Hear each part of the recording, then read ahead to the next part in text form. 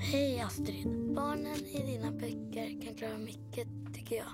Pippi kan klara att leva utan mamma och pappa. Sådan vill jag också vara. Och Herren sade, ropet från Sodom och Gomorra är stort. God morgon, sockerdricka! Jag mötte Reino Blomberg. Han skulle behöva en volontär och han skulle gärna vilja träffa dig, Astrid. Tidning. Papper. Nyheter. Frihet.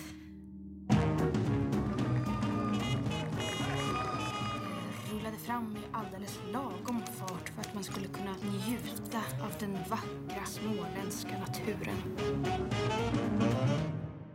Du är lysande. Skinn lite på mig. Vi lever av kyrkans jord. Ingen får veta det här. Min mage börjar växa. Jag kommer inte kunna visa mig någonstans. Klara det här. Du ska nå till tro. Säger du att jag ska lämna mitt barn? Du går hem till din sjuka pojke och kommer inte tillbaks förrän han är frisk.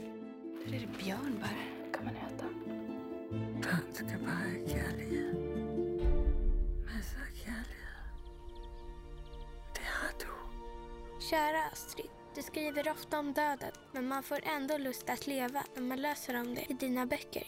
Man vill bara leva.